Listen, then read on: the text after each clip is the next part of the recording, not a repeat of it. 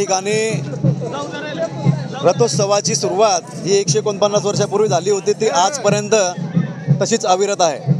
या ठिकाणी आपण जर बघत असाल तर यामध्ये लेझिम पथक असतील, भजनारी मंडळी असतील, सत्संग पथक असेल, लहान मुलींचे लेझिम पथक असतील, युवक मंडळांचे लेझिम पथक असतील, असा उत्साह या ठिकाणी या यात्रेमध्ये आपण बघितलं तर या ठिकाणी भाविकांमध्ये बघायला मिळतोय।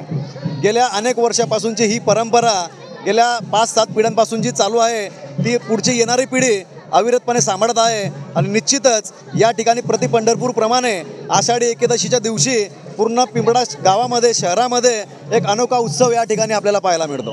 या ठिकाणी या रथोत्सवाची ख्यातीच मात्र प्रति पंढरपूर अशी असून या ठिकाणचं विठ्ठल मंदिर असेल, श्रीराम मंदिर असेल, हनुमान मंदिर असेल, हे पुरातनकालीन मंदिर आहेत आणि त्यांची या ठिकाणी जागृत देवस्थान म्हणून देखील ओळख आहे। ज्या लोकांना या ठिकाणी पंढरपूरला जाऊन त्या ठिकाणी आशीर्वाद घेता येत नाही, पण पांडुरंगाचे, विठ्ठलाचे, ते या ठिकाणी येऊन विठ्ठल रुक्माईचे, पांडुरंगाचे आशीर्वाद घेऊन या ठिकाणी पंढरपूरची यात्रा आपली जीवनातली यशस्वी झाली असं समजून देवाचा आशीर्वाद या ठिकाणी मिळवत असतात।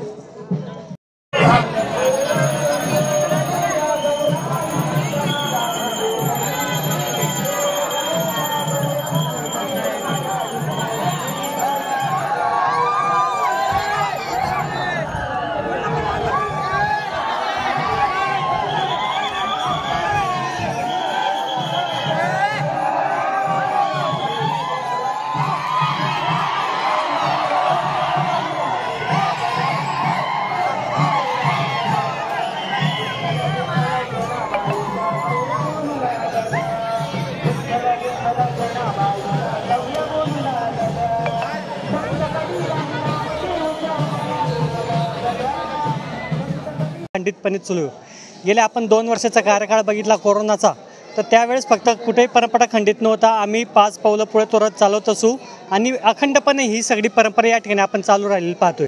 नाही, रथोत्सव तर आमचा पूर्ण पिंपळा परिसरासाठी हा एक आनंदाचा क्षणच असतो।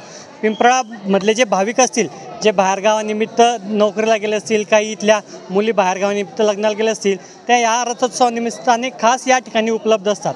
आणि आपण बघत असाल की गेल्या आपण 1 वर्षापासून हा रथोत्सवाचं रथमार्गाचं काम हातात घेतलं होतं आणि त्या रथमार्गाचं काम आज हे पहिलं वर्ष आहे, त्यामुळे गावकऱ्यांमध्ये एक उत्साहाचं वातावरण या ठिकाणी बघायला मिळतं। नक्कीच प्रति पंढरपूर म्हणून या ठिकाणी पिंपळाचा रथोत्सव हा प्रसिद्ध आहे। जे भाविक आपल्या आर्थिक याच्याने असू द्या किंवा त्यांचं शेड्यूल असू द्या किंवा काही त्यांच्या मेडिकल हेल्थनुसार असू द्या, जे पंढरपूरला जाणं ज्यांच्यावर शक्य होत नाही, तर ते पिंपळात येऊन पूर्ण जिल्ह्याभरातून येऊन भाविक या ठिकाणी पांडुरंगाचं या ठिकाणी दर्शन घेत असतात।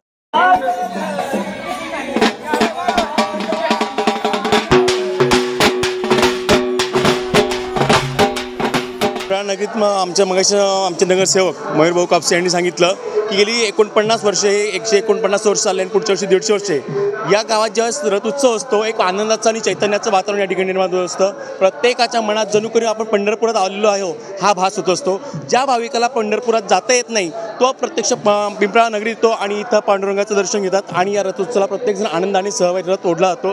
प्रत्येक भाविक या तल्लीन असतो। हो, मी स्वतः बाहेरगावी असतो, मी मुंबईला असतो, मी स्वतः या गावात लहानाचा मोठा झालो, या रथ उत्सवानिमित्त मी या शहरात आलेलो असतो।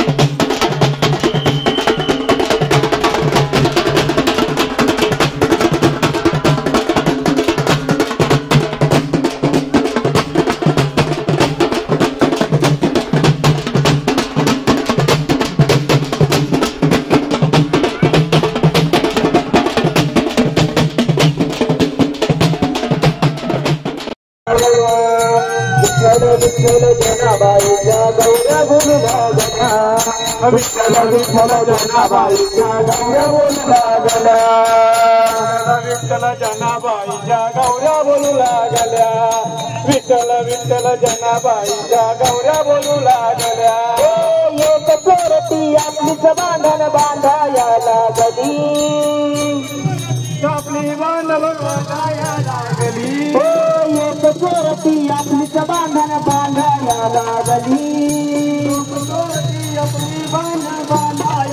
लागली जनाबाईच्या गौर चोरणी भांडाया लागली जनाबाईच्या गौर चोरणी भांडाया लागली संत कबीर आणि रामदेवच्या मना डोलू लागल्या संत कबीर आणि रामदेवच्या मना डोलू लागल्या मना डोलू लागल्या विठ्ठल विठ्ठल जनाबाईच्या गौर बोलू लागल्या विठ्ठल विठ्ठल जनाबाईच्या गौर बोलू लागल्या संत कबीर आणि ज्ञानदेव